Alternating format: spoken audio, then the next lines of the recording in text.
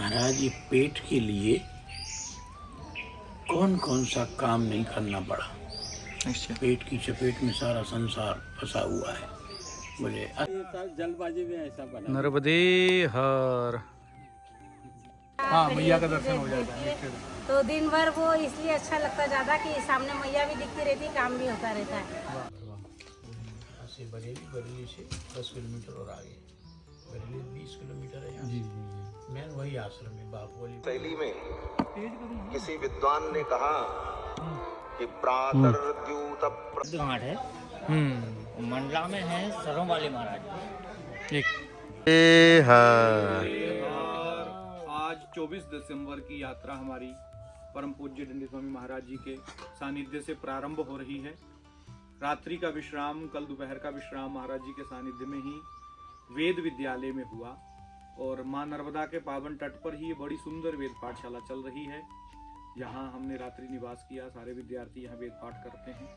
रायसेन जिला है और रायसेन जिला का ये गांव है बसेर विषय। तो ये गांव है, तो उस गांव में हम लोग रुके थे। पूज्य महाराज जी के सानिध्य से रात भर सत्संग हुआ। काफी शास्त्र का चिंतन मनन होता रहा। और देखिए आज हमारे अजय स्वरूप महाराज जी भी आज हमारे साथ ही हैं। कुछ दिन तक, जहाँ तक रहेगा 7 दिन का सानिध्य हमें मिलता रहेगा। पूज्य महाराज जी हैं। थोड़ा आगे आ जाओ। महाराज जी से 2 वाक्य यात्रा को प्रारंभ करने से मंगलाशीष दे दीजिए। शुभ यात्रा, शुभ मंगलमय हो, ऐसा भगवान से प्रार्थना करते हैं। नर्मदा माई से प्रार्थना करते हैं कि आपके अंदर धर्मनिष्ठा बने। नर्मदे हर। पुनर्दर्शन लाभ होगा। चाय हो गई? बिल्कुल। वाह। और 21 गांव में हम लोग किबिली, बोलिए सारे लोग, किवली गांव में हैं। तो किवली गांव में ये पेड़ के नीचे, पीपल बट वृक्ष के नीचे, यहाँ पर चाय का परिक्रमावासियों के लिए इन्होंने व्यवस्था की हुई है। और ये किवली गांव के सभी गांववासी हैं जो परिक्रमावासियों की सेवा करते हैं यहाँ रह करके। तो ठीक रहता है, सब लोग बढ़िया आते जाते हैं। कितने लोग आ जाते हैं दिन भर में? 150 आदमी तक आ जाते हैं। रोज आ जाते हैं। वाह, 150 लोग रोज आ करके, लगभग 150, 100, कहीं 120, कहीं 150, ऐसी कोई निर्धारित संख्या नहीं होती, मगर 100 प्लस आजकल आ रहे हैं निश्चित रूप से। बहुत बढ़िया। क्या क्या नाम है? जल्दी जल्दी बोल दो। प्रशांत, सागर, विजेंद्र जी,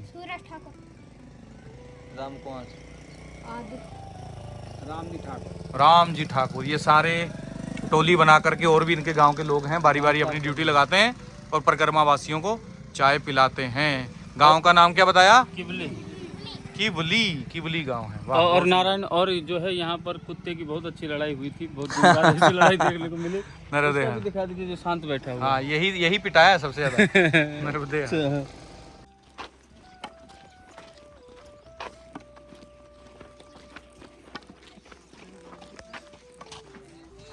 नर्मदे हर। महाराज सामने आ ही गया है माँ नर्मदा का तट, जो आप कह रहे थे कि तट बहुत दूर है। तो कैसा लग रहा है?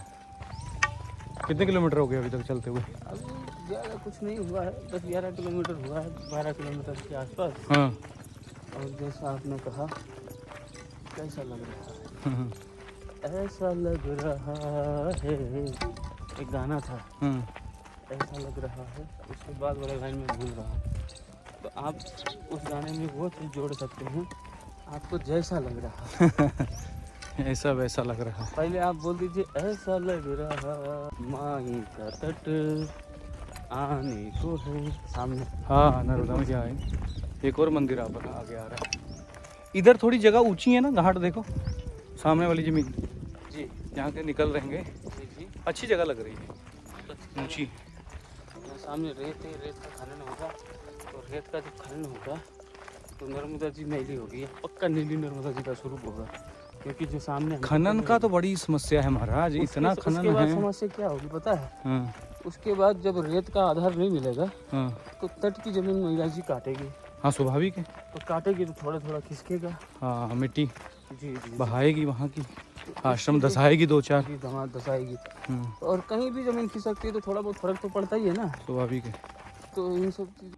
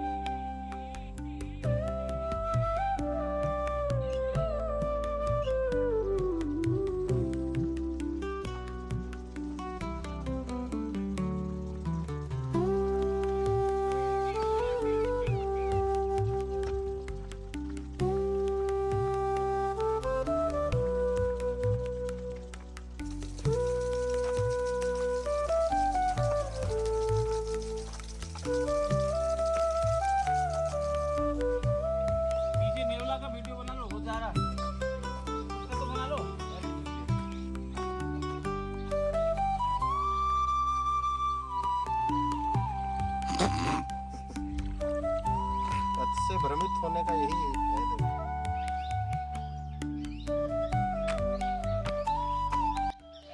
महाराज ये सब डालोगे हमारे नर्मदे हर। क्या हो गया? कुछ नहीं हुआ। हो पूरा बैग बुक भीग गया आपका तो नदी में। नहीं बिल्कुल तेंदुआ नदी पार करके आए हैं। तेंदुआ तो ठीक है। करके भी हम चले हैं, इस पार उतर गए हैं। महाराज जी थोड़ा भीग गए हैं क्योंकि इनका एक हाइट भी छोटी है और थोड़ा ये पाँव नंगे पाँव थे तो फिसलन भरे रास्ते थे। बचने के चक्कर में थोड़ा नीचे आ गए, तो नीचे आने के बाद फिर ये पानी में भीग गए हैं। फ़ोन तो इनका वाटरप्रूफ था। फोन वाटरप्रूफ है। हाँ, फ़ोन चेक कर लीजिए और 10-10, 20-20 रुपए के जो छोटे नोट हैं आपके पास वो भी आप चेक कर लीजिए कि कहीं वो भीग ना गए हों। तो मां नर्मदा का बड़ा सुंदर तट है। तट है और ये घाट चल रहे हैं हम लोग मां नर्मदा के दृश्य को देखते हुए। अच्छी शांत भोर इलाके हैं। ये रास्ता देखिए कितने अच्छे हैं। पक्षियों का शांति कितनी है। और पक्षियों का वो कलरव कलरव जो सुन रहा है, पीपी, हाँ पीपी बोल रहे हैं, चिड़िया चू कर रही है, तो अच्छा लग रहा है। कई दिनों के बाद सुनाई पड़ रहा होगा ना ऐसा। नहीं ऐसा इस किनारों पे तो बहुत जगह है। हाँ, शहरों में नहीं रह गया। शहरों की भाग दौड़ से पक्षी अब जंगल की ओर आ गए हैं। शहरों में लोगों ने बड़े बड़े आशियाने बना लिए हैं, खेत खलियान खत्म हो गए हैं, पेड़ पौधे रहे नहीं हैं, तो इधर अभी भी शांति है। तो इसीलिए नर्मदे हर। नर्मदे हर, नर्मदे हर। आज रात्रि में पहुंचने में थोड़ा सा विलंब हो गया है। आज का दिन रात हो चुकी है, सूर्यास्ताचल स्थिति को प्राप्त हो चुके हैं और हम मंगरोल पहुंच चुके हैं। मंगरोल के अंदर ये स्वामी सच्चिदानंद संस्कृत पाठशाला है करके है, तो इस रेवा मंदिर है और बहुत बढ़िया स्थान और बहुत बड़ा भव्य दिव्य स्थान है। तो कल इसको हम पूरा आपको दिखाएंगे ही। आज हम यहाँ पहुँचे हैं तो यहीं पर आज रात्रि का निवास होगा। यहाँ गुरुकुल चलता है, संस्कृत पाठशाला है और यहाँ बच्चों का अध्ययन पठन पाठन होता है। तो हम लोग यहाँ पहुँच गए हैं नर्मदे हर।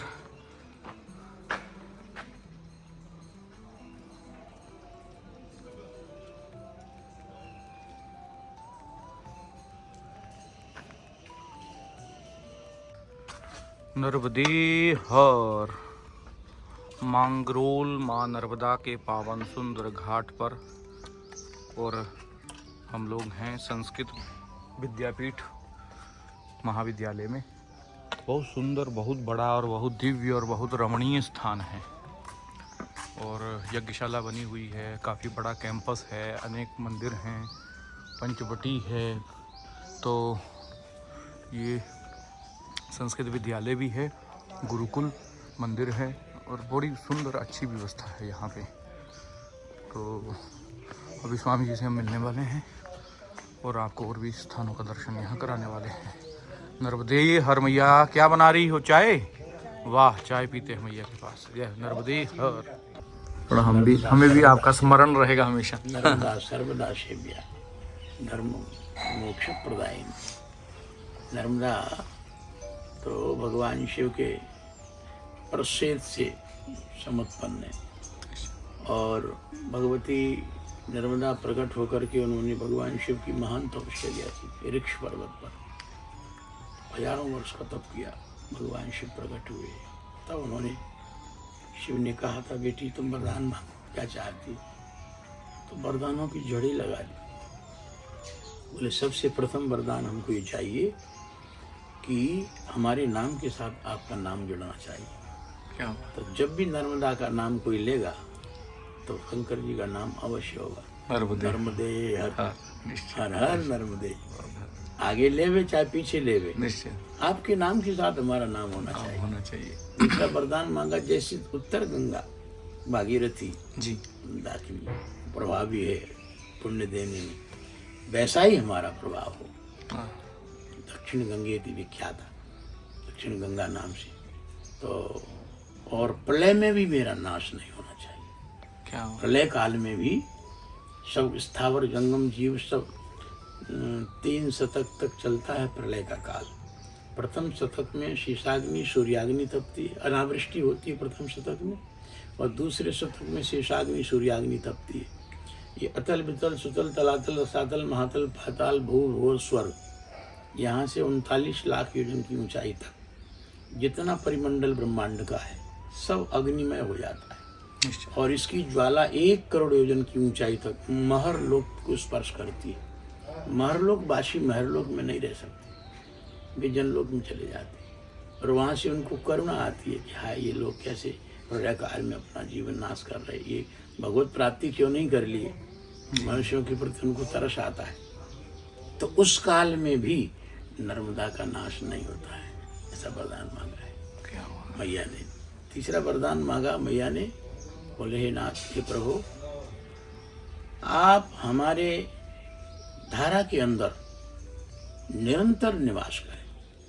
हमारे अंदर जितने पाषाण हो में उनमें सब उन सभी में आपका वास हो, निरंतर वास हो। क्या बात। तब से शिवलिंग बाणलिंग नर्मदेश्वर बिना प्रतिष्ठित ही प्रतिष्ठित है। और कहावत प्रसिद्ध हो गई कि नर्मदा के जितने कंकड़ उतने शंकर है, सब शंकर, सब शंकर। और वरदान मांगा कि जो व्यक्ति हमारे किनारे निवास करे, चाहे उत्तर तट पर चाहे दक्षिण तट, उसकी सारी कामनाएं पूर्ण और मोक्ष गति को प्राप्त हो गए। 6 महीने अगर नियमित रूप से कोई मेरे किनारे निवास करके नाम जप करे, अपनी साधना के अनुसार चले, फिर माँ का स्तन उसको न पीना पड़े। ओहो, क्या बात है, बहुत सुंदर। मातृ कुक्षी में न जाना पड़े। ऐसा कहाँ तक बतावे। मैया ने इतने वरदान मांगे कि इनकी कोई सीमा नहीं। भगवान शंकर अपनी पुत्री के लिए एवं वस्तु एवं वस्तु एवं वस्तु कहते, एक स्वर में कहते थे, एक स्वर। तब से भगवती माँ नर्मदा की जो है विश्वविख्यात, और प्रलय काल में भी जिसका नाश नर्मम कल्याणम ददाती थी, नर्मदा कल्याण प्रदान करती ऐसी नर्मदा। सर्वत्र सुलभा देवा, ऐसा आया है स्कंद पुराण में। गंगा कनखले पुण्य कुरुक्षेत्री सरस्वती ग्रामे यदि वारण्य पुण्य सर्वत्र नर्मदा। गंगा कनखल में पुण्यदायिनी, महान पुण्य मिलता है। और कुरुक्षेत्र में सरस्वती मैया में स्नान करने से पुण्य मिलता है। किंतु नर्मदा मैया में चाहे गांव से गुजरी हो, चाहे नगर से गुजरी हो, चाहे जंगल से गुजरी हो, पहाड़ों से, जहाँ भी आप स्नान करोगे सर्वत्र पुण्यदायिनी। और एक सबसे बड़ी विशेषता ये आई मैया में, बोले त्रयः सारस्वतम प्रोक्तम सप्ताहेन च यामुनम सद्यः पुनाति गांगेयम दर्शनादेव नर्मदा।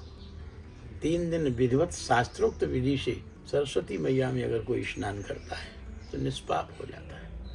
सप्ताहेन च यामुनम, यमुना मैया में कोई 7 दिन शास्त्रोक्त विधि से स्नान करे तो निष्पाप होता है। और गंगा मैया में तो एक ही बार स्नान करने से सद्यः पुनाति गांगेयम, क्या व्यक्ति निष्पाप होता है। किंतु नर्मदा मैया के अंदर इतना प्रभाव भगवान शिव ने भर दिया है कि नहीं, स्नान की आवश्यकता नहीं है। दर्शनादेव नर्मदम, केवल दर्शन कर लो, प्रणाम कर लो, वही गंगा स्नान का पुण्य आपको प्राप्त हो जाएगा। इतनी विलक्षण, सर्वत्र सुलभा रेवा। नर्मदा सर्वत्र सुलभ है, किंतु त्रिषु स्थानेषु दुर्लभा। रेवा सर्वत्र सुलभ है, किंतु 3 स्थानों में अति दुर्लभ है। बोले अमरकंटक, शूलभेद, रेवा सागर संगम। ये 3 स्थान इतने महत्वपूर्ण है नर्मदा जी में कि जिनका वाणी से वर्णन नहीं किया जा सकता। अनंत महिमा, अनंत प्रभाव। शूलपा, अब आप अमरकंटक पहुंचेंगे, क्या आनंद वहाँ का होगा। अमरकंटक क्षेत्र जो है 33 कोटि देवताओं का वो अधिष्ठान है। वहाँ पर 5 तीर्थ मुख्य हैं अमरकंटक में। वैसे तो 7 तीर्थ हैं, मुख्य 5 हैं।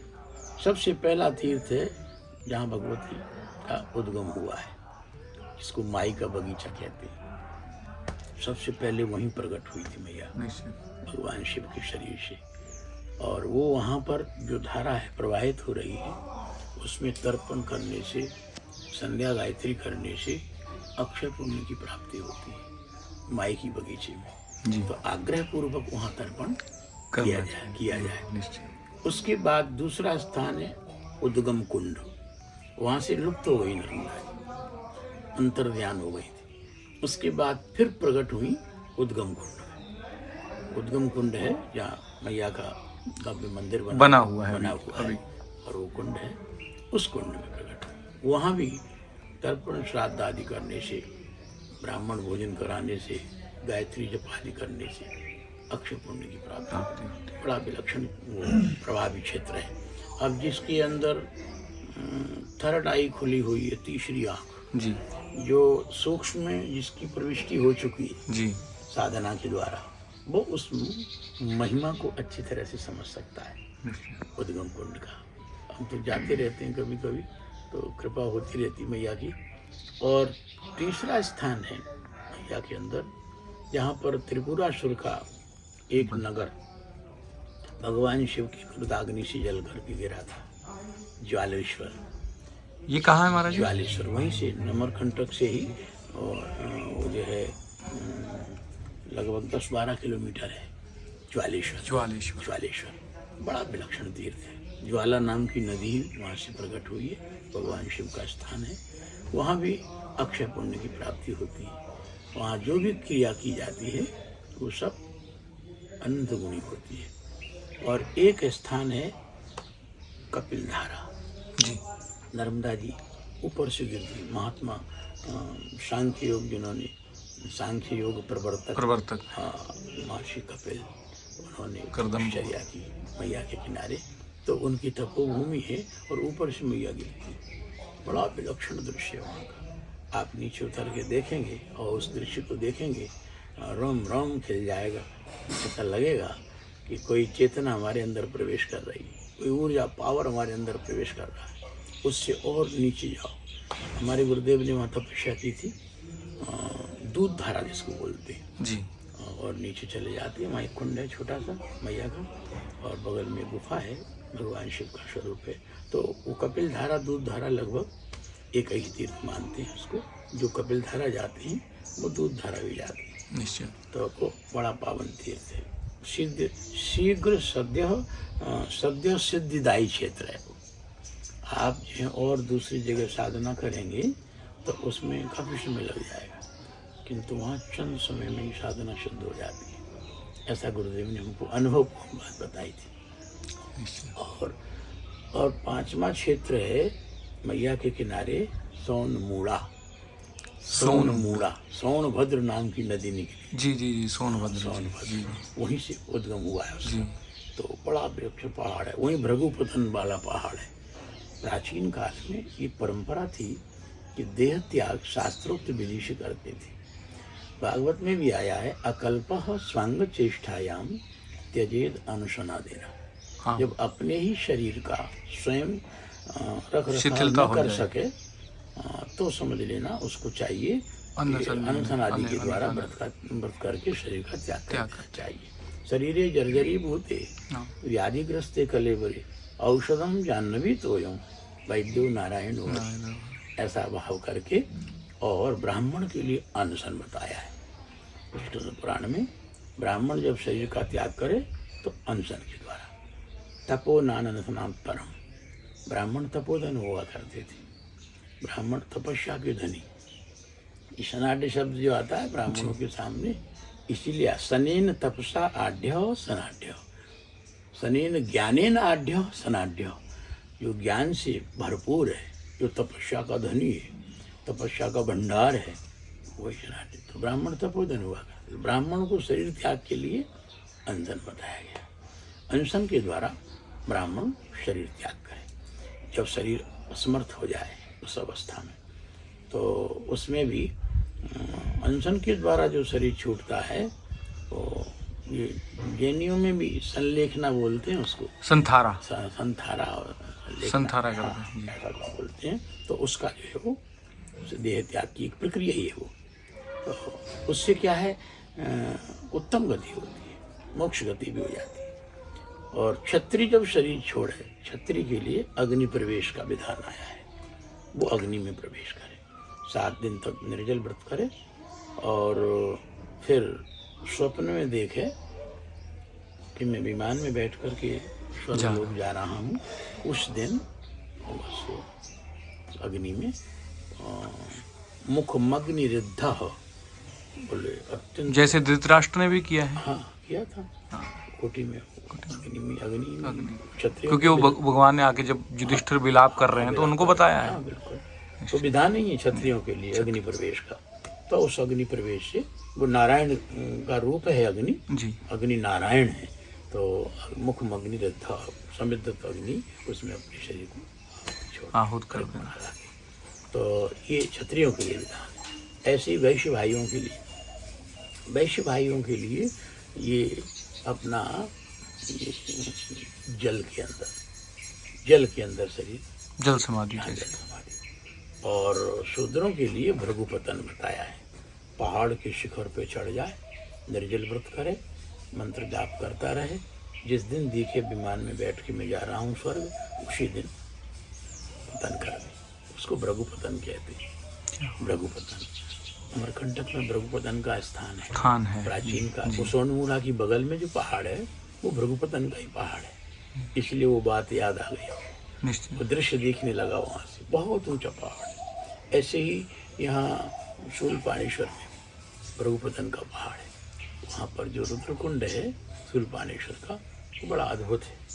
जब ये जलमग्न नहीं हुआ था जी, सरदार सरोवर डैम नहीं बना था, तब ये शरीर वहाँ 8 दिन रहा था। ओह, उस समय नित्य त्रिकाल अभिषेक चलता था भगवान का, क्या आनंद था वहाँ, अद्भुत चमत्कार वहाँ हमको देखने को मिले शूलपाणेश्वर में। ये तो अमरकंटक हो गया, अब शूलपाणेश्वर में क्या विलक्षण बात मिली। वहाँ जो पुजारी हैं इसी क्षेत्र के जी, गुरुदेव साथ में गए थे, तो अकस्मात वो नर्मदा पुराण का स्वाध्याय चल रहा था और शूलपाणेश्वर तीर्थ की महिमा जैसी आई और तुरंत मन हो गया गुरु चलो शूलपाणेश्वर चलते, सीधे शूलपाणेश्वर पहुँचे। तो पुजारी इधर ही क्षेत्र के थे जी, तो गुरु जी को जानते थे, बापोली वाले गुरु जी नाम से प्रसिद्धि थी। बड़ा सम्मान सत्कार हुआ, निवास किया, 7 दिन रहे ध्यान धारणा में। ये शरीर भी रहा साथ की सेवा में। उनको संतति नहीं थी पुजारी को। गुरु जी के अंदर एक विशेष तपोबल था। कोई जिज्ञासा लेके आता था, कोई कामना लेके आता था, तो गुरु जी के दर्शन मात्र से कामना पूर्ण होता। वाह, निश्चित। क्योंकि वो अन्न वगैरह कभी लिया नहीं गुरु जी ने, ध्यान धारणा समाधि में ही रहते थे। यहाँ जंगल में 2 स्थान है, घनघोर जंगल टाइगर रिजर्व क्षेत्र है, वहाँ गुरुदेव ने ज़्यादा निवास किया है। गुफाएं प्राकृतिक। गुरुदेव का कहना था कि ये मनुष्य के द्वारा बनी हुई कुटियाँ, भवन, आश्रम, इसमें कोई साधक साधना करके सूक्ष्म जगत से संपृक्त होना चाहे, संभव नहीं। निश्चित गुरु जी का एक वाक्य था कि निश्चित रूप से होता ही रहेगा जी। तो गुरुदेव कहा करते, गुरु जी से आके किसी ने पूछा, बोले महाराज ये पेट के लिए कौन कौन सा काम नहीं करना पड़ा, निश्चित। पेट की चपेट में सारा संसार फंसा हुआ है। बोले अस्य दग्धोदरस्यार्थे किम नाटिन नाटिकम, नाटिका किम नाटिन नाटिकम, कौन सा नाटक नहीं करना नहीं पड़ता। सत्य। तब गुरु जी ने इसके जवाब में कहा था कि भैया स्वच्छंद बन जाते न शाके नापी प्रपूर्यते अस्य दग्धोदरस्यार्थे कह कुर्यात पातकम महर। स्वतंत्र रूप से जंगल में कंदमूल फल वनस्पतियां मिलती हैं, जब उन्हीं से ही पेट रूपी गड्ढा भरा जा सकता है, तो पेट के लिए क्या पाप करने की आवश्यकता है। और यही बात सुखदेव जी ने भागवत में कही है। चीराणि किम पथिन संति दिशंति भिक्षाम नैवांघ्रिपा परिभृत्वा सरितोपि शुष्यन् रुद्धा गुहा किमजितो वशतो प्रसन्नान् कस्मात् भजन्ति कवयो धन दुर्मदान धान, धन दुर्मदान धान कस्मात् भजति। बोले धन के मन में मतवाले अहंकारी व्यक्तियों के पास क्यों साधु जन जाते, क्या जाने की जरूरत है। तो महाराज वस्त्र, बोले चीराने किम पति न संति, क्या फटे पुराने अभी पड़े नहीं, क्या नहीं मिलते उनको, बलकल वस्त्रों को धारण करो। बोले महाराज फिर भोजन तो चाहिए। बोले नहीं वांग्रिपा, ये वृक्षों में पत्ते लगना बंद हो गए क्या, फल लगना बंद हो गए। बोले महाराज फिर जल के लिए पात्र वगैरह की जरूरत पड़ेगी। बोले वो सरतों पे शुष्यम, क्या नदियाँ सूख गई? निश्चय। बोले महाराज तो गर्मी वर्षा सर्दी इससे बचने के लिए तो शरीर की रक्षा शरीर माध्यम कर धर्म साधनम, तो सब वर्षा आएगी तो कहाँ रहे? बोले रुद्धा गुहा, क्या जंगल में प्राकृतिक गुफाएं रुंध गई हैं? क्या गजब का दर्शन सुखदेव जी महाराज का, यही हमारे गुरुदेव का था। बोले मनुष्यों के द्वारा बनाए हुए में निवास नहीं करना है। अपने शेर की गुफा में गुरुदेव ने निवास किया, आज भी है, सामने बैठे रहते थे, साधना चलती थी, अद्भुत साधना। तो गुरुदेव वहाँ ले गए हमको, शूलपाणेश्वर की बात बता रहे थे। तो शूलपाणेश्वर में गुरुदेव जब ध्यानस्थ हुए तो वहाँ की जो सूक्ष्म जगत की गतिविधि सामने प्रस्तुत हो गई। आज उस बात को सुन के रोंगटे खड़े हो जाते हैं, गदगद हो जाता है। तो वहाँ पर 4 बातें ऐसी गुरु जी ने देखी, अनुभव की। एक बात तो ये कि नित्य रात्रि को 2 बजे के बाद कोई महापुरुष आते थे और सबसे प्रथम पूजन शिवलिंग का करते शूलपाणेश्वर का करते और बिलपत्र चढ़े हुए, पुष्प चढ़े हुए और जल से कलेन्द्र भगवान शिव का स्वरूप, ये हमने अपनी आंखों से देखा। 7 दिन इसीलिए रहे गुरुदेव। अच्छा, एक बात और देखी, वहाँ जो मंदिर था उस मंदिर में शाम को पट बंद कर देते थे पुजारी। वो पूरा क्षेत्र कोल भीलों का है जी।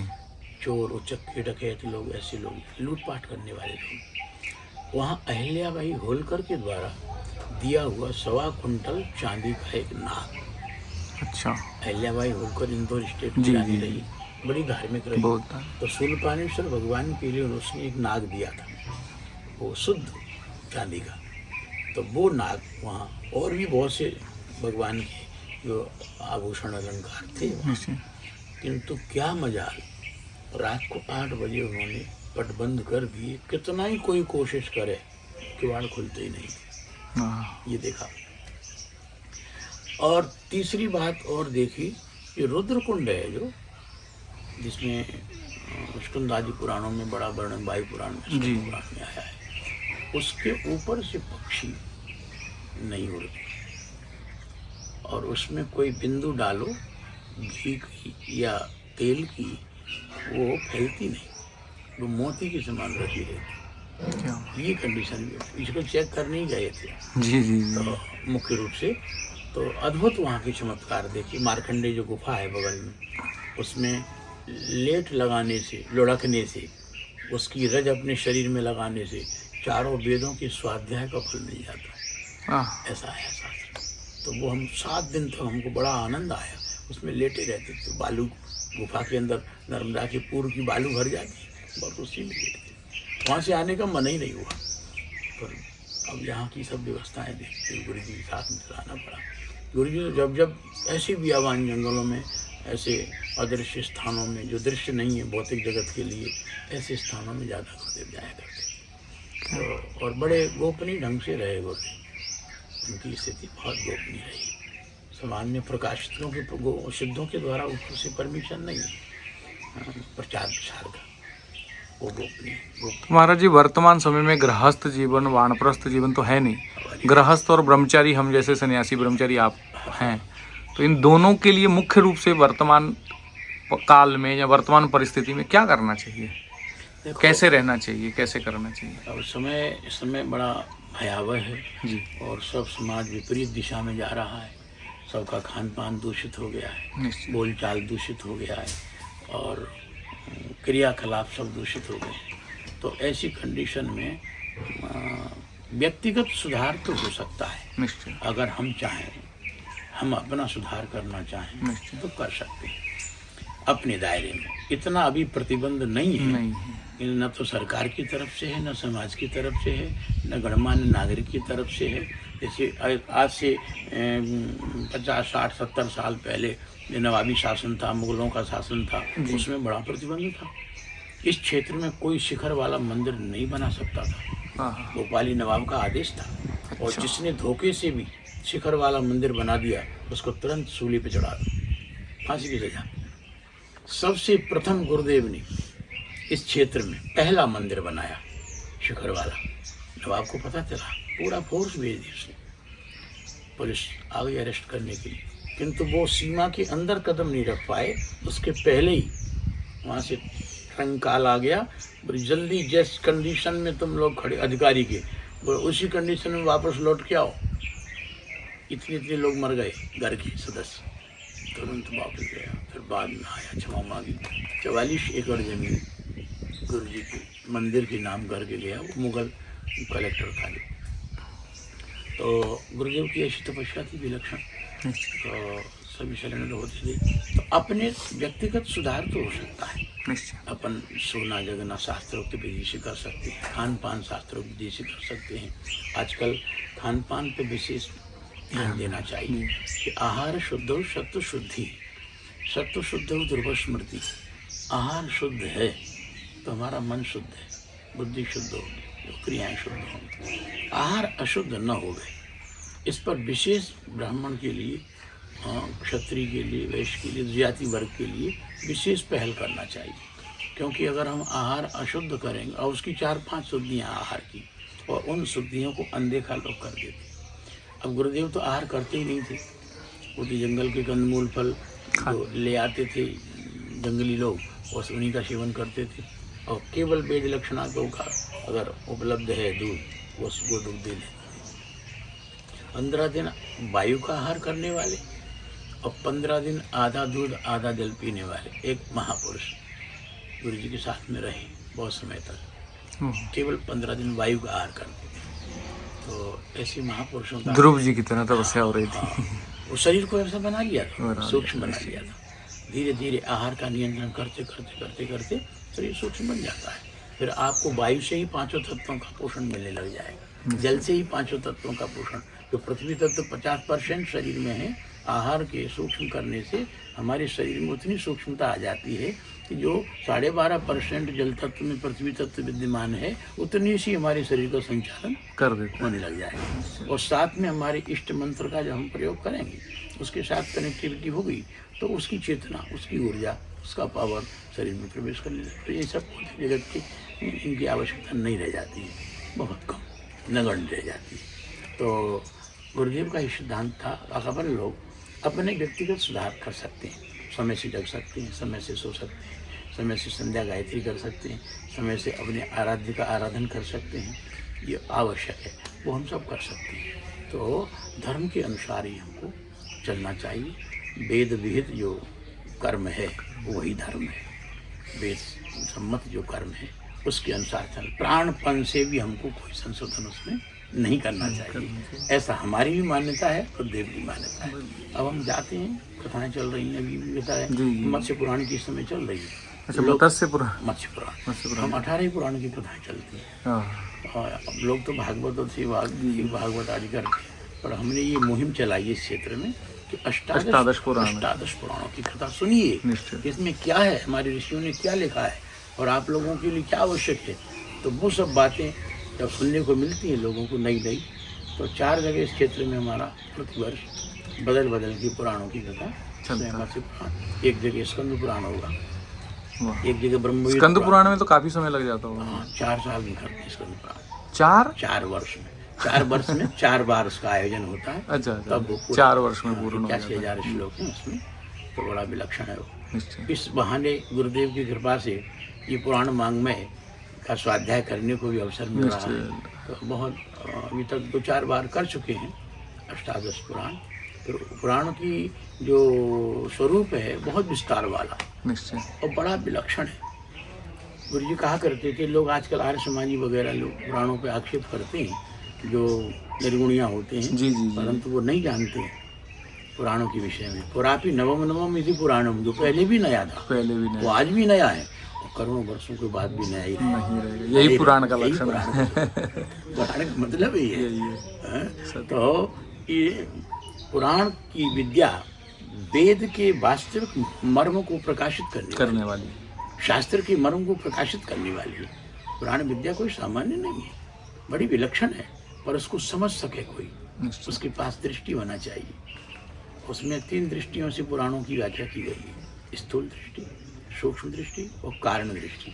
जब हम कारण दृष्टि पर उसको घटाएंगे पुराण के आख्यान व्याख्यानों को, तब हम उस पूर्णता में पहुंचेंगे जो पुराण जिस ओर ले जा रहे हैं उस लक्ष्य को हम वेदन कर सकें। तो ये विद्या बड़ी विलक्षण विद्या है, चल रही है। तो गुरुदेव की विशेष कृपा से ये सब हो रहा है। शूलपाणेश्वर की विशेष कृपा हुई, फिर रेवा सागर संघ, रेवा सागर संघ अति दुर्लभ क्षेत्र है नर्मदा जी, अति दुर्लभ। वहाँ पर भ्रांति हो जाती है लोगों को बहुत कुछ कि आखिर में नर्मदा जी कहाँ मिली, कहाँ स्नान करें, कहाँ तर्पण करें, कहाँ जप तप करें, कहाँ ध्यान करें। तो वो बात वहाँ पहुँच की समझ में आती है, फीलिंग होने लगती है। जैसे सूर्य की रोशनियों के आभा मंडल में जब हम पहुँचते हैं तो हमारे चारों तरफ प्रकाश हो जाता है। वायु के आभा मंडल में जब पहुँचते हैं तो वायु अपने आप महसूस होने लग जाती है। ऐसे उस क्षेत्र में जाकर के जरा सा हमारा चित्त शांत है, मन शांत है, बुद्धि शांत है, तो वहाँ आनंद से हो जाता है। तो इस तरह से हमारा कहने का मतलब ये है कि अपने के लिए कि धर्म आचरण का त्याग नहीं करना चाहिए किसी भी कंडीशन में, क्योंकि शरीर तो छूटता है, ये तो नाशवान है जी, विनाशी है। तो इसके लिए हमको धर्म का त्याग नहीं करना चाहिए, प्राणपन से धर्म का पालन करना चाहिए। और नित्य कर्म हैं, नैमित्तिक कर्म हैं, काम्य कर्म हैं, उनको विधिवत व्यवस्थित सबको करना चाहिए। भगवान ने बड़ी कृपा की है।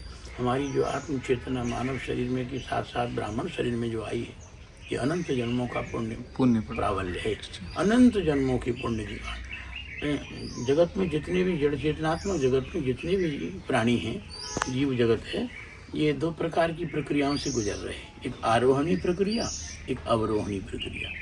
एक तो ऊपर की ओर चले जा रहा है, एक ऊपर से नीचे की ओर आ रहा है। तो जो आरोहणी प्रक्रिया में चल रहे हैं वो उनका प्रमोशन पे प्रमोशन होता चला जा रहा है। जैसे कोई शूद्र है, अपने शुद्ध धर्म का पालन करे, निष्कपट भाव से सेवा कार्य करे, तो उसको अगला जन्म फिर वैश्य का मिलेगा निश्चित। और वैश्य अपने धर्म का कृषि गौरक्ष वाणिज्य उसका सही ढंग से पालन करे तो उसको फिर क्षत्रिय धर्म मिलेगा। और क्षत्रिय अगर धर्म अगर सही ढंग से पालन क्षत्रिय करता है, क्षतात्रायते क्षत्रियो चौरेभ्यो दस्युभ्यो शत्रुभ्यो राजवल्लभात् क्षत्रियो निज लोभाच्य प्रजा रक्षित सुतानिवो। ये क्षत्रिय का कर्तव्य है, धर्म की रक्षा, संस्कृति की रक्षा, राष्ट्र की रक्षा, प्रजा की सुरक्षा, ये क्षत्रिय का कर्तव्य है। अगर उस ढंग से वो करता है प्राणपन से, तो अगला जन्म उसका ब्राह्मण का होता है, फिर ब्राह्मण शरीर में आता है। अब ब्राह्मण शरीर ये चरम प्रमोशन है, अंतिम प्रमोशन है। जड़भरत के प्रसंग में भागवत में आया है, कहते हैं बोले चरम शरीरेण विप्रत्वम गतमाहु। प्रमोशन की जो प्रक्रिया है वो अंतिम प्रक्रिया प्रमोशन की। अब इसके बाद कोई जीव जगत में प्रमोशन नहीं होगा। ये ब्राह्मण शरीर अंतिम शरीर, सर्वेशाम ही वर्णानाम ब्राह्मणों नितराम गुरु। ये ब्राह्मण समस्त वर्णों का गुरु होता है और जो ब्रह्म के अत्यंत नजदीक है, परमात्मा के अत्यंत निकटवर्ती जो चेतना है, उस चेतना का नाम ब्राह्मण है। बस उसको तो एक कदम आगे बढ़ना है, तुरंत परमात्मा में लीन हो जाएगा। तो ये जो महाराज जी आजकल कहते हैं जन्मना जायते शूद्रः संस्कार द्विज उच्यते वेद पाठी व वेद विप्र ब्रह्म जानाति इति ब्राह्मणः। तो क्या जन्मना जायते शूद्रः वो ठीक है? जन्मना जायते शूद्रः संस्कार जब तक नहीं होते हैं तो उसके कार्य शूद्रवत होते हैं जी, शूद्रवत कार्य जो चलते हैं उसके जी। तो इसीलिए ऐसा कहीं कह दिया गया है। वस्तुतः संस्कार विशेष आवश्यक, बिना संस्कार के जैसे विपल बबूल का वृक्ष है जी, अब उसको बबूल ही तो पैदा होगा उससे, क्योंकि ये जो भेद है ये आदि में मूल में ही है। वेदों में स्पष्ट कहा गया है ब्राह्मणों से मुखमासीत बाहु राजन्य। ब्राह्मण मुख से परमात्मा से प्रकट हुए, क्षत्रिय से क्षत्रिय भुजाओं से प्रकट हुए, कटि प्रदेश से वैश्य भाई पदव्याम शूद्र हो जाए तो पैरों से शूद्र प्रकट हुए। इनका प्राकट्य स्थल ही अलग अलग है निश्चित, तो इसीलिए उनके कार्यक्षेत्र भी अलग अलग है, उनकी क्षमताएं भी सबकी अलग अलग है। ब्राह्मण के मुख से जो वेद मंत्रों में रस आएगा, आनंद आएगा, वो क्षत्रिय वैश्य शूद्र के मंत्रों में नहीं आ सकता, नहीं आएगा। क्षत्रिय जितना रक्षा का कार्य सही ढंग से कर सकेगा उतना ब्राह्मण सीना तान के खड़ा है युद्ध भूमि में, ब्राह्मण नहीं कर सकता। ब्राह्मण तपस्या कर सकता है, ब्राह्मण 4 बजे 3 बजे स्नान कर सकता है, बैठ सकता है 6-6 घंटे, किंतु क्षत्रिय नहीं बैठ सकता, क्षत्रिय नहीं बैठ सकता। क्षत्रिय रक्षा का कार्य कर सकता है, युद्ध में मार धाड़ में आगे रहेगा। इसीलिए सरकार भी धर्मनिरपेक्ष तो कह रही है, किंतु वहाँ बटालियन की जो भर्ती हो रही है, चुन चुन की क्षत्रियों की बटालियन, गोरखा बटालियन, क्षत्रिय हमारे जाट बटालियन, ग्वालियर, हाँ, सब अलग अलग बना रखी है उन्होंने। क्योंकि देखा था उन्होंने कि निम्न स्तर के लोगों को, शूद्रों को भर्ती कर लिया था। जब युद्ध की समय आया तो सब हथियार फेंक के भाग गए, सब भाग गए, सामर्थ्य ही नहीं लड़ने के अंदर। जो क्षत्रिय के अंदर जो सामर्थ्य जन्मजात परमात्मा ने जो उनको सामर्थ्य दी है, वो ब्राह्मण नहीं कर सकता, वैश्य भाई नहीं कर सकता। अच्छा, वैश्य के आगे, क्षत्रिय के आगे सिंह क्यों लगाया जाता है? इसलिए सिंह के समान विक्रांत, उसमें पराक्रम है, पुरुषार्थ है। ऐसे वैश्य भाई के आगे गुप्त लगाया जाता है। गुप्त जी, संध्याधिकार में गुप्तो हम, तो गुप्त का मतलब है वो धन समृद्धि को इतना गुप्त जानता है वो कि कपड़े फटे होंगे, खाने पीने नमक से खा लेगा, कोई गाली दी जाए सहन कर लेगा, कोई मार जाए तो भी सहन कर लेगा, करोड़ों प्रॉपर्टी का मालिक है वो। निश्चित, इतना गोपनीय ढंग से अपनी समृद्धि को रखता है वो, पैसे को रखता है, तो वो गुप्त है। उसके अंदर क्षमता है, वो ऐसी जन्मजात क्षमता है। और ब्राह्मण के पास आ जाए, कहीं अनाप शनाप क्षत्रिय के पास आ जाए, न मालूम कितने को मार डालेगा या सब मर जाएगा, ऐसी कंडीशन होगी। अच्छा, सेवा भाव शूद्र में होता है, जन्मजात सेवा भाव। आप किसी अपने शिष्य से महात्माओं दबाना अलग कंडीशन होगी, नाई से दबाना नस नस चटका देगा, वो रिलैक्स एकदम आ जाएगी, उसके अंदर जन्मजात सेवा का गुण धर्म है। तो इसलिए ये प्राकट्य स्थल इनका अलग अलग है, तो इनकी क्रियाकलाप क्षमताएं भी सबकी अलग अलग हैं, इसलिए इसको तो मानना ही चाहिए। और बिना माने कोई रास्ता नहीं, कोई चारा नहीं। समाज के उत्थान के लिए अगर वर्ण व्यवस्था को हमने नष्ट कर दिया तो समाज का भी उत्थान नहीं होगा, पतन होगा, महान पतन होगा, जिसके बिना हमारा जीवन नरक हो जाएगा। ये सब व्यवस्थाएं जगत के संचालन की, ये परमात्मा की तरफ से दी गई हैं। ये तो मनमाने ढंग से सब लोग कर, अब स्त्रियों को गायत्री मंत्र पढ़ा दी, बताओ नारायण, गायत्री मंत्र का अधिकार कैसे हो गया उनको? वो हर महीने रजस्वला होती है, जो उपनयन संस्कार जिसका नहीं होता है, जिसे नहीं धारण करती है संध्या गायत्री, वो कैसे कर पाएगी? बहुत विसंगति चल रही है समाज में। पर अपने को तो डटे रहना धर्म के लिए, धर्म का पालन करना है, प्राणपन से करना है। कोई कितना ही कुछ वकील बैरिस्टर लगा ले, कितना ही सरकार भले उसका वो कर रही है, परंतु नहीं, सत्यमेव जयते नान्यतम। जब भी कभी अंधकार और प्रकाश से टकराएगा तो विजय प्रकाश की होगी, न कि अंधकार। अनीति अन्याय और नीति न्याय से जब टकराएगा, लड़ेगा, तो विजय नीति की होगी, अनीति नहीं हो सकती है। अगर शास्त्र असम्मत जो क्रियाकलाप है और शास्त्र सम्मत जो क्रियाकलाप है आपस में जब टकराएंगे तो विजय शास्त्र सम्मत की ही होगी, निश्चित, शास्त्र असम्मत की नहीं हो सकती है। इसी तरह से धर्म अधर्म से टकराएगा तो विजय धर्म की होगी, न कि अधर्म की होगी। ज्ञान अज्ञान से टकराएगा तो अज्ञान का पराभव होगा, ज्ञान का उदय होगा। तो ये ध्यान रखते हुए इन सूत्रों को हमको प्राणपन से धर्म का आचरण करना चाहिए। और उसी में तो धर्मे निधनम श्रेय धर्म भयावह, उसी में हमारा कल्याण है, उसी में हमारी भलाई, सबकी भलाई। नर्मदे हर पूज्य महाराज श्री प्रणाम करते हैं महाराज जी। आज हमने आपने कृतार्थ किया है, बहुत कृतार्थ हुए। ओम कंठे यसलसदकरालकरणं गंगाजलमस्तके वामांगे गिरिराजराजन वाणी सती नंदी स्कंदगनादिरासहिता श्री विश्वनाथ प्रभु काशी मंदिर संस्थो गुरुदेव सदा मंगलम देव सदा मंगलम। वाह, बलि वैश्वदेव कर रहे हैं। नित्य भोजन बनाने के पूर्व पहले बलि वैश्वदेव करना पड़ता है और इसको महायज्ञ कहा जाता है। ये घरों की परंपरा भी थी और आश्रमों की परंपरा भी थी। अन्न बनने के बाद अन्न की शुद्धि करने का ये कार्य होता है, क्योंकि अन्न में अनेक प्रकार के दोष होते हैं, उसके निर्माण होने से, उगने से लेकर के और आगे तक के। फिर इस पे चर्चा कभी करेंगे। ये बलि वैश्वदेव से अन्न की शुद्धि होती है। नर्मदे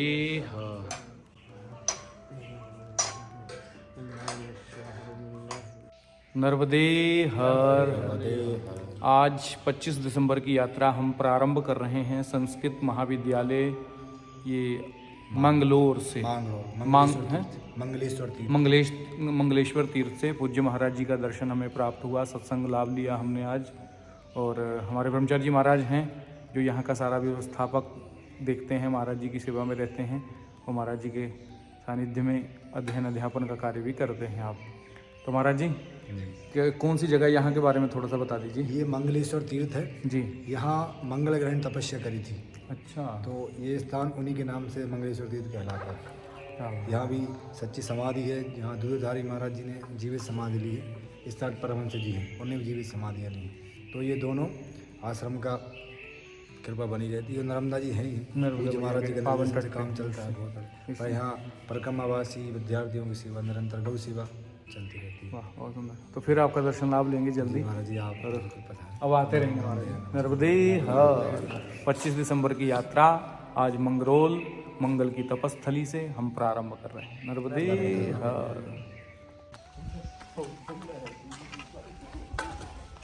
आज आश्रम से हम लोग निकल गए, आगे की यात्रा प्रारंभ हो रही है। नर्मदे हर।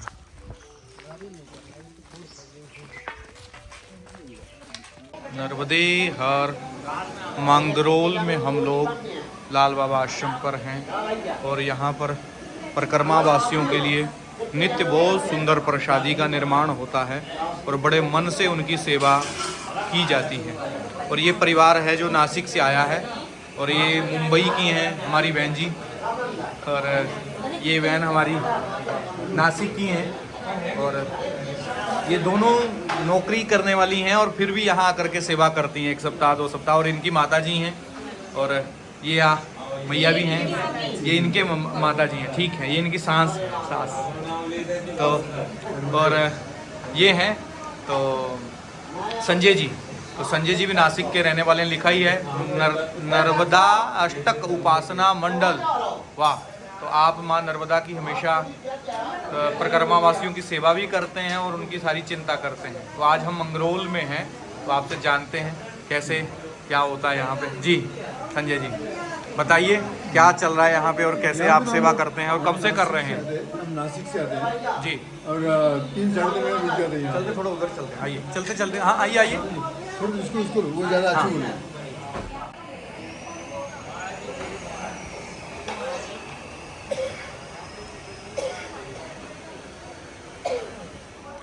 नर्मदे हर। माँ नर्मदा की सेवा में दिन रात निरत रहने वाले और मूलतः नासिक शहर से आप रहते हैं और यहाँ माँ नर्मदा परिक्रमा वासियों की सेवा के लिए आप 3.5-4 महीने के 3.5-4 महीने यहीं आकर के श्रीमान श्रीमती जी रहते हैं और परिवार के सदस्यों को भी बीच बीच में मिलने के लिए बुला लेते हैं। तो बताइए यहाँ के बारे में थोड़ा और यहाँ का अनुभव, यहाँ की आपको कैसा लग रहा है कि यहाँ तो बहुत अच्छा रहता है। दिन भर हम काम करते तो सामने मैया मैया का दर्शन हो जाता है, तो दिन भर वो इसलिए अच्छा लगता ज़्यादा कि सामने मैया भी दिखती रहती, काम भी होता रहता है। और परिक्रमावासी को हम भोजन खिलाते हैं, तो परिक्रमावासी जैसे थके हारे आते हैं।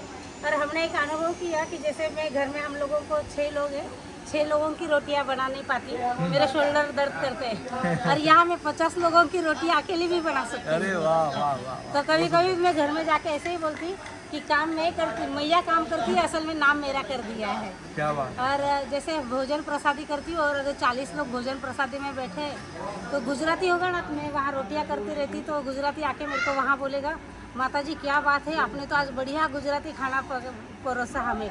जैसे हम घर परिक्रमा में निकले उसके बाद आज ही पहली बार हमने इतना अच्छा गुजराती खाना खाया। वही MP वाला भी आके कहेगा, माता जी आपने नेवाड़ी खाना बनाना कब से सीख लिया? इतना अच्छा नेवाड़ी खाना आप बना लेती हो। और महाराष्ट्रियन बोलेगा कि हम महाराष्ट्र से निकले, उसके बाद आज ही पहली बार हमने महाराष्ट्र का खाना खाया। मैं बनाती एक ही रसोई, सब वही खाते, लेकिन सबको अपने अपने टेस्ट मिलती। ये भी मैया का। जहाँ माँ अन्नपूर्णा का वास होता है वहाँ अपने आप ही वो भिक्षा जो एक ही पात्र से दी जाती है, तो तत्त उसको भिक्षा का आनंद आ जाता है। सबको अपने अपने टेस्ट का आनंद आता है इसमें। तो बहुत बहुत बड़ी सेवा है आपकी। सत्य कहा आपने कि घर पे रहने वाली आज की जो महिला है, आज के परिवेश की जो माता है, मैं सबको नहीं कहता मगर अधिकतम संख्या में ऐसी हैं कि 2 लोगों का भोजन भी स्विगी से जोमेटो से मंगाने वाली स्थिति आ चुकी है। घर पे अपने परिवार के अपने बच्चों को भी वो अपने हाथ से भोजन बना के नहीं खिलाती है। तो उसके अंदर सात्विक गुण कैसे पैदा होगा, शुद्ध गुण भाव कैसे पैदा होगा, भक्ति का उसको ज्ञान कैसे प्राप्त होगा। तो आपने तो बड़ा परिश्रम करके घर से निकल करके यहाँ 50 लोगों का स्वाभाविक है, कभी 50, कभी 60, कभी 100 परिक्रमावासी हो ही जाते हैं। मिनिमम कम से कम 50 तो कम और हो ही आजकल थोड़ी संख्या बढ़ गई है क्योंकि ज्यादा 100, लोग आ रहे 125 भी हो हैं। जाते अब फिक्स समय है नर्मदा अभी परिक्रमावासी 4-5 दिन पहले 90 हो गए थे। तो बहुत अच्छा आप और श्रीमान इनके संजय जी नासिक से, और इनके जब ये आते हैं तो इनका परिवार भी छुट्टियां काटने के लिए फिर कभी 5 दिन, कभी 10 दिन, कभी सप्ताह भर के लिए वो आ जाते हैं, रिश्तेदार भी आते हैं। यही एक आनंद है, यही मंगल है कि तीर्थ का सेवन भी मिल रहा है और परिवार के सदस्यों का सानिध्य भी प्राप्त हो रहा है, माँ की कृपा भी हो रही है। तो ये अपने मेरा आप तो में यही बहुत बहुत उद्देश्य सुंदर है कि जैसे अभी मेरे को यहाँ आके 5 साल हो गए, इसके पहले 1 साल मैंने अमरकंटक से 70 किलोमीटर नीचे चरकुटिया करके वहाँ हमने 4 महीने सेवा दी थी।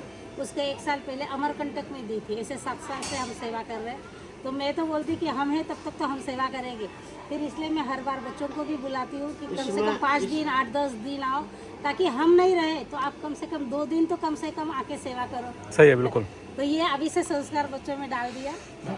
सेवा है यज्ञ कुंड संविधानित हम जले। सेवा करना आसान नहीं है, सेवा सबसे कठिन धर्म है, क्योंकि सेवा एक ऐसा कुंड है जो नित्य जल रहा है और समिधा रूप में हमें उसमें जलना है। आसान काम नहीं, अपने आप को जला करके, अपने आप को गला करके, शारीरिक आर्थिक हर दृष्टि से उसमें आहुति डालनी पड़ती है। तो ये बड़ी उपासना है, बड़ा काम है। और माँ जो कहा है ना कि नर्मदा परिक्रमावासी व्यक्ति नहीं होता, वो साधारण नहीं है, वो साक्षात माँ का ही स्वरूप है जो चल रहा है, चल रूप में माँ का स्वरूप है। बहने में माँ नर्मदा तो है ही, मगर चलने में वो प्रतिमूर्ति उसकी जो है वो चल रही है। तो हम उसी को साक्षात भोजन करा रहे हैं, उसी को साक्षात भोग लगा रहे हैं, माँ के रूप में ही उसका पूजन अर्चन सब चलता है। तो संजय जी वैसा बहुत अच्छा लगा आज आपसे, मुझे अच्छा लगा और आनंद आया आपके दोनों बच्चों को, दोनों कन्याओं को देख करके बड़ा आनंद आया कि संस्कार को जिंदा आज भी परिवार कर रहा है। सनातन को सनातनी बनाए रखने में माँ और बाप का ही सबसे बड़ा योगदान है। आपने अपने बच्चों में गुण दिए, आगे वो अगली पीढ़ी में अपने बच्चों में गुण दे रहे हैं, और उनकी पीढ़ी भी आगे स्तोत्र पाठ करके, चाहे वो प्रज्ञान वर्धन स्तोत्र हो, चाहे वो अगले। एक रूल है, जैसे कि रोटियां सीधे शांति से नहीं बनाना। हाँ। रोटियां बोलेंगे तो स्तोत्र बना के बोलना। हमारे यहाँ विष्णु स्तोत्र नाम सहस्त्र नाम चलता है और हम रोटी बनाते हैं। तो बहू को भी मैंने बोला, तो वो पहले बोलती थी कि मैं बोल तो रही हूँ मन में। मैंने बोला मन में नहीं बोल, मन में थोड़ा सा बोलेगी, फिर दूसरे कुछ विचार शुरू हो जाएंगे। जोर से बोल के ही रोटियां बनाना। हमारे घर में आदत है कि हम कभी मुंह बंद करके रोटी बनाते ही नहीं, विष्णु सहस्त्र नाम बोलते और फिर रोटी बनाते। यहाँ भी मेरी वही आदत है। आज सुबह भी हमारे हो गए। तो ये इनका वो है, क्या बोलते हैं, पोता है। क्या शुभ नाम है? शिव। श्लोक आता तुम्हें कोई? हाँ, कौन सा? सभी श्लोक आते हैं इसको। जोर से प्रज्ञान वर्धन स्तोत्र, बुद्धि को जो बढ़ाने वाला स्तोत्र है, प्रज्ञान वर्धन स्तोत्र जो है उस प्रज्ञान वर्धन स्तोत्र मंत्रस्य संत कुमार ऋषि स्वामी कार्तिकेयो देवता अनुष्टमत् छन्दः मम सकल विद्या सिद्ध्यर्थं जपे विनघः श्री स्कंदवाच योगीश्वरो मासेन कार्तिकेयो स्कंद कुमार सेनानी स्वामी शंकर संभव गांग्यास्तां क्रीडस्य ब्रह्मचारी शिखित तारकारि रमापुत्र सदान शब्दब्रह्म स्वरूपस्य सिद्ध सारस्वतो गुरु संत कुमार भगवान भोग मोक्ष प्रद प्रभु सर्वजन्मागनादि सबूत मार्ग सर्वगम प्रणीत चवांचाद प्रदर्शन अष्टाविशंति नामानि मदीयानि दिव पठित प्रतिशब्दायुक्त मुखवाचस्पतिर्वत् महामंत्रमयानिति मम नामानि कीर्तयेत् महाप्रज्ञामाप्नोति नात्र कार्या विचारणा इति श्री स्कंदपुराणे श्री प्रज्ञावर्धन स्तोत्रम संपूर्णम। वाह, बहुत सुंदर। ये बुद्धि को जो बढ़ाने वाला है यही प्रज्ञान वर्धन स्तोत्र है। और ऐसे सभी बच्चों को प्रज्ञान वर्धन स्तोत्र याद होना चाहिए और बहुत अच्छा है। क्या शुभ नाम है? नाम बताओ अपना। शिव प्रणव मालानी। शिव प्रज्ञान, शिव प्रणव मालानी। हाँ, मालानी, बहुत सुंदर। नासिक रहते, कौन सी क्लास है? 6th class. बहुत सुंदर, धन्यवाद धन्यवाद। राम रक्षा है, हनुमान चालीसा के लिए विष्णु सहस्त्र नाम घाट है, मंडला में है सरोवाली महाराज। एक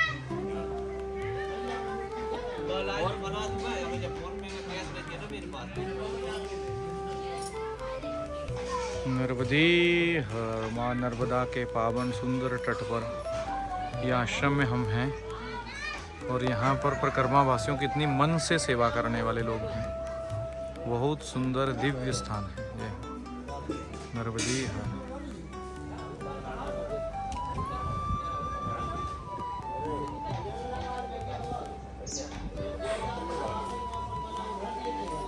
मनोजवम मारुततुल्यवेगं जितेन्द्रियं बुद्धिमतावरे वरिष्ठं वातात्मजं वानरयूतमुख्यं श्रीरामदूतं शरणं प्रपद्ये श्रीरामदूतं शरणं प्रपद्ये। नर्मदे हर। पूज्य महाराज जी के स्थान पे हैं हम आप अभी, और पहले महाराज जी थे जिन्होंने इस आश्रम की स्थापना की थी, और वर्तमान में आप यहाँ पर पीठाधीश्वर हैं। 2 स्थान हैं आपके, अभी आप दूसरे स्थान पे गए हुए हैं। नर्मदे हर।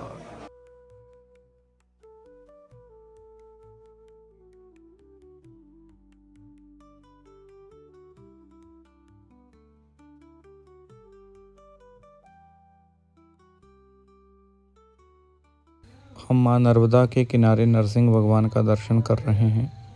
नरसिंह भगवान का एकमात्र मंदिर है जो माँ नर्मदा के किनारे पर आश्रम में है, मंगलोर में, अलीगंज में। और मंगलोर जो स्थान है उसमें ही ये नरसिंह भगवान का दिव्य स्वरूप दर्शन आप कर रहे हैं। नर्मदे घाट की ओर, और घाट से अब माँ नर्मदा के किनारे किनारे पे हमें मार्ग मिलेगा पैदल चलने के लिए।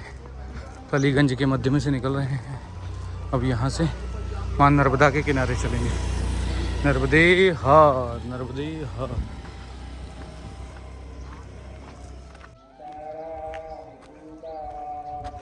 वहाँ भगवती नर्मदा जी का मंदिर है।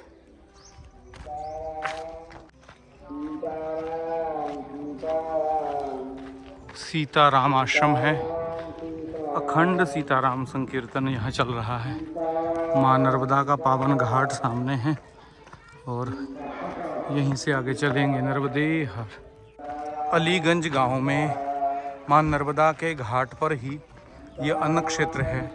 परिक्रमा वासियों के लिए सारी व्यवस्था है। यहाँ पर सुंदर पार्क है, यहाँ बैठ कर के आप थोड़ी देर विश्राम कर सकते हैं, और यहाँ से आप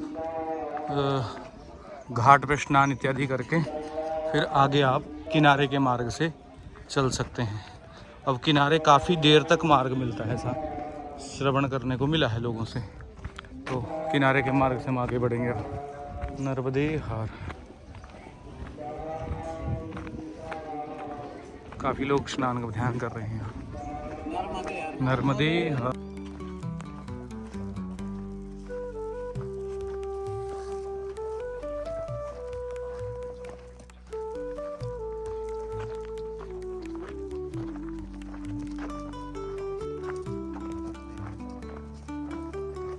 नर्मदे हर।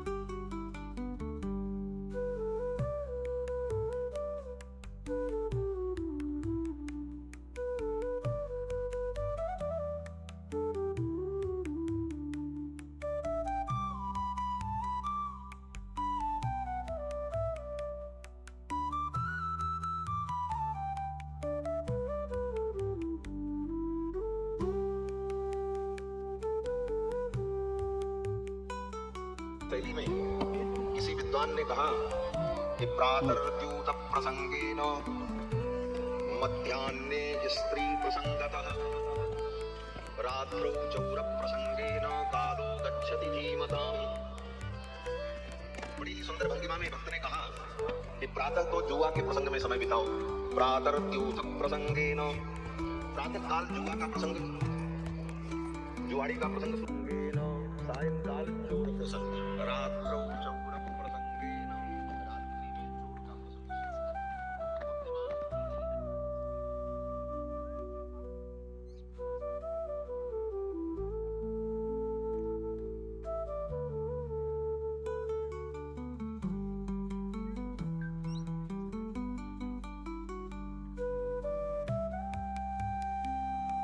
जल्दबाजी में ऐसा बना। नर्मदे हर।